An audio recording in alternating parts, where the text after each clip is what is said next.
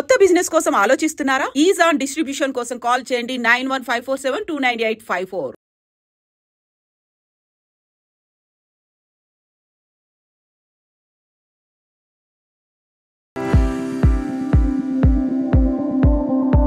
అందరికీ నమస్కారం.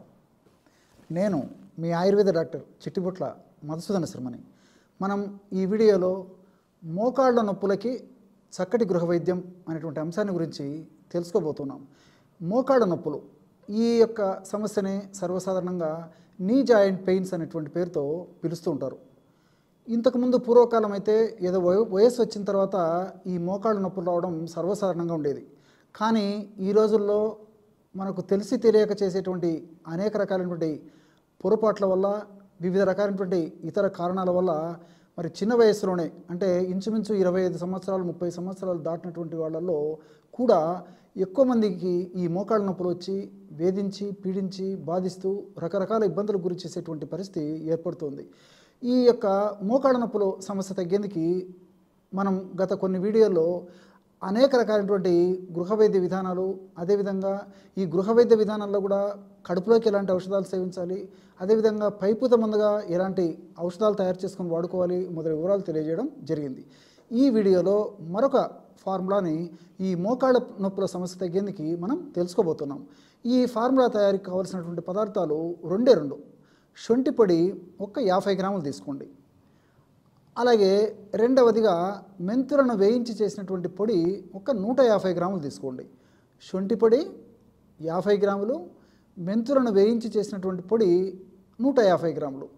ఈ రెండు పదార్థాలు బాగా కలపడం వల్ల 200 గ్రాముల ఔషధం తయారవుతుందన్నమాట. ఈ 200 గ్రాముల ఔషధాన్ని బాగా కలిపేసేసి ఒక గాజు సీసాలో నిల్వ ఉంచుకొని రోజు ఉదయం ఆహారానికి ఒక అరగంట ముందు, అలాగే రాత్రిపూట ఆహారానికి ఒక అరగంట ముందు 1/2 టీ స్పూన్ అంటే ఇంచుమించు 2.5 గ్రామ్ ఈ యొక్క చూర్ణాన్ని ఒక ప్లేట్లో తీసుకొని, మరి షుగరు అలాంటి వాళ్ళు లేనటువంటి వాళ్ళైతే తేనెతో తీసుకోవచ్చు. అదేవిధంగా తేనె వాడదగినటువంటి వాళ్ళందరూ కూడా తేనెతో వాడుకోవచ్చు. మరి తేనె వాడకూడనటువంటి వాళ్ళు ఎవరన్నా ఉన్నట్లయితే వాళ్ళు ఒక 50 లేదా 100 ml గోరువెచ్చని నీళ్ళలో కలిపేసి తీసుకోవచ్చు. మరి తేనె వాడుకోదగినటువంటి వాళ్ళందరూ కూడా తగినంత తేనె ఈ చూర్ణంలో కలిపేసేసి సేవించాలి. ఈ విధంగా ఉదయం ఒక్కసారి, రాత్రి ఒక్కసారి ఈ యొక్క ఔషధాన్ని సేవించాలి. ఇలా సేవించడం వల్ల ఈ యొక్క ఔషధం మనకి 40 రోజులకు సరిపోతుంది.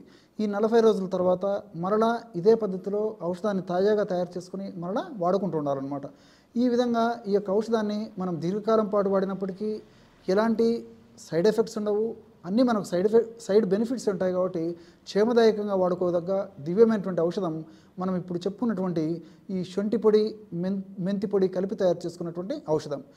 ఆధునికంగా మనం ఆలోచించినప్పటికీ శొంఠిలో ఉన్నటువంటి వివిధ రకాలైనటువంటి రసాయన గుణాలు, అదేవిధంగా కెమికల్స్, అట్లే మెంతులో ఉన్నటువంటి అనేక రకాలైనటువంటి కెమికల్స్, రసాయనాలన్నీ కూడా ఈ మోకాళ్ళ నొప్పులపై ప్రత్యక్షంగా పరోక్షంగా పనిచేస్తున్నట్లు మనకు శాస్త్ర పరిశోధనల ద్వారా కూడా తెలిసింది. ఉదాహరణకు శొంఠిలో జింజరాల్, షాగోల్ అనేటువంటి అనేక రసాయన పదార్థాలు ఉంటాయి. అట్లే ఇందులో శాలిసైలైడ్స్ అనేటువంటి పదార్థాలు కూడా ఉంటాయి.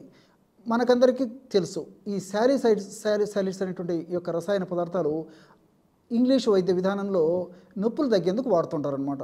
మరి అలాంటి శాలిసైలైడ్స్ సహసిద్ధంగా ఉన్నటువంటి ఈ యొక్క రసాయన పదార్థాలు ఉన్నటువంటి ఈ యొక్క శొంఠిని మనం ఈ పద్ధతిలో ఉపయోగించడం వల్ల శొంఠిలో ఉన్నటువంటి ఈ శాలిసైలైడ్స్ అనేటువంటి రసాయన పదార్థాలు మన దేహంలోకి వెళ్ళిన తర్వాత వివిధ రసాయనిక మార్పులకు గురై శాలిసైలిక్ యాసిడ్ అనేటువంటి పద్ధతిలో మార్పు చెందుతాయన్నమాట. ఎప్పుడైతే ఈ శాలిసైలిక్ యాసిడ్గా ఇది మార్పు చెందుతుందో అప్పుడు నొప్పిని తగ్గించేట గుణం చాలా సమర్థవంతంగా ఉండేందుకు అవకాశం ఏర్పడుతుందన్నమాట. కాబట్టి మనం దీర్ఘకాలం పాటు వాడినప్పటికీ ఎలాంటి సైడ్ ఎఫెక్ట్స్ లేకుండా ఈ యొక్క శొంఠి మనకు చాలా చక్కగా ఉపయోగపడుతుంది. అట్లే మెంతుల గురించి ఆలోచించినట్లయితే మెంతుల్లో ఆల్కలాయిడ్స్, ఫ్లావనాయిడ్స్, సాపనిన్స్, లినోలిక్ యాసిడ్ ఇలాంటి అనేక రకాలైనటువంటి రసాయన పదార్థాలు ఈ యొక్క మోకాళ్ళ నొప్పులు తగ్గేందుకు చాలా చక్కగా ఉపయోగపడతాయి. ఇందులో ఉన్నటువంటి ఆల్కలాయిడ్స్, అదేవిధంగా ఫ్లేవనాయిడ్స్, ఈ సాపనిన్స్ అనేటువంటి రసాయన పదార్థాలన్నీ కూడా యాంటీ ఇన్ఫ్లమేటరీ ఏజెంట్గా పనిచేస్తాయి. యాంటీ ఇన్ఫ్లమేటరీ ఏజెంట్స్ అంటే సర్వసాధారణంగా నొప్పులు ఉన్నటువంటి పరిస్థితుల్లో, అదేవిధంగా మోకాళ్ళ నొప్పులు ఉన్నటువంటి పరిస్థితుల్లో ఆ భాగంలో ఇన్ఫ్లమేషన్ అనేటువంటి ప్రక్రియ జరుగుతూ ఉంటుందన్నమాట. ఆ ఇన్ఫ్లమేషన్ అనేటువంటి ప్రక్రియ జరిగేటప్పుడు ఆ ప్రక్రియలో భాగంగా ఆ భాగంలో టీఎన్ఎఫ్ ఆల్ఫా, సైటోకైన్స్, ప్రోస్టాగ్లాండిన్స్ ఇలా అనేక రకాలైనటువంటి రసాయన పదార్థాలు హానికారకంగా ఉత్పత్తి అయ్యి అదేవిధంగా హానికారకమైనటువంటి రసాయనిక పదార్థాల యొక్క ప్రభావం చేత నొప్పి, పోటు, సలుపు, బాధ, అసౌకర్యం ఇలాంటివన్నీ కూడా కలుగుతుంటాయి. మరి ఈ మెంతుల్లో ఉన్నటువంటి ఈ యొక్క రసాయన పదార్థాలు ఈ యొక్క ఇన్ఫ్లమేషన్ అనేటువంటి పరిస్థితిని తగ్గించడమే కాకుండా ఆ ఇన్ఫ్లమేషన్ వల్ల ఉత్పత్తి అయ్యేటువంటి ఆ యొక్క చెడు హానికారకమైనటువంటి పదార్థాల యొక్క శక్తిని కూడా నిర్వీర్యం చేసేటువంటి పరిస్థితి ఏర్పడుతుంది. అదేవిధంగా ఈ శాపనిన్స్ అనేటువంటి రసాయన పదార్థాలు కూడా సహజసిద్ధంగా స్టిరాయిడల్గా ఏజెంట్గా పనిచేస్తాయి అన్నమాట.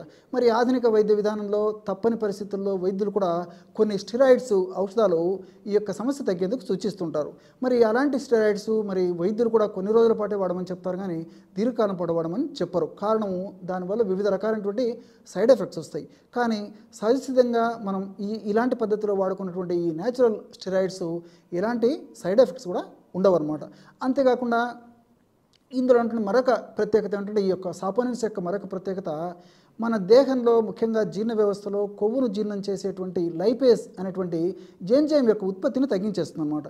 ఎప్పుడైతే ఎంజైమ్ యొక్క ఉత్పత్తి తగ్గిపోతుందో మనం తీసుకునేటువంటి ఆహార పదార్థాల నుండి కొవ్వు శాతం కూడా త్వరగా జీర్ణం కాకుండా లేటుగా జీర్ణం అవ్వడమే కాకుండా అది బయటికి విసర్జించేందుకు కూడా ఉపయోగపడుతుంది. కాబట్టి ఈ రోజుల్లో మనం చాలామందిని గమనిస్తూనే ఉంటాం, స్థూలకాయంలో ఈ సమస్య మరీ ఎక్కువగా ఉంటుందన్నమాట.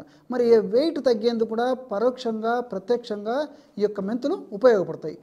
మెంతులు అనేటువంటి ఈ సాపోనిన్స్ అనేటువంటివి ముఖ్యంగా ఉపయోగపడతాయి. అంతేకాకుండా ఈ సాపోనిన్స్ మన దేహంలో ఉన్నటువంటి మంచి కొలెస్ట్రాల్ అంటే హెచ్డిఎల్ను పెంచడమే కాకుండా ఎల్డిఎల్ అదేవిధంగా ట్రైగ్లిజరైడ్స్, విఎల్డిఎల్ అనేటువంటి చెడు కొలెస్ట్రాల్ను తగ్గించేందుకు కూడా ఈ యొక్క సాపోనిన్స్ ఉపయోగపడతాయి. అంతేకాకుండా ఈ మెంతుల్లో లినోలిక్ యాసిడ్ అనేటువంటి ఈ యొక్క రసాయన పదార్థాలు మోకాళ్ళ భాగంలో గుజ్జును ఉత్పత్తి చేసేందుకు చాలా చక్కగా ఉపకరిస్తాయని చెప్పేసి మనకు ఆధునిక పరిశోధనలో కూడా తెలిసిపోయిందనమాట.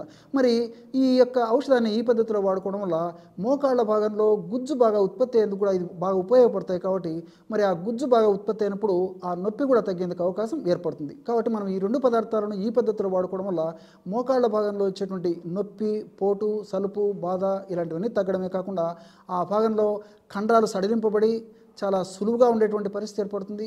మరి నడవడానికి, కూర్చోడానికి, నించోవడానికి, మెట్లు ఎక్కేదానికి, దిగేదానికి ఎలాంటి కార్యక్రమాలకైనా మనకు క్షేమదాయకంగా మన జాయింట్ సహకరించేటువంటి పరిస్థితి ఏర్పడుతుంది. చూశారు కదా ఎటువంటి సులువైనటువంటి ఔషధ యోగాన్ని మోకాళ్ళ నొప్పుల సమస్య తగ్గేందుకు మీరు ఈ వీడియోలో తెలుసుకున్నారో. మరొక వీడియోలో మరొక అంశంతో మళ్ళీ కలుద్దాం. అంతవరకు నమస్కారం.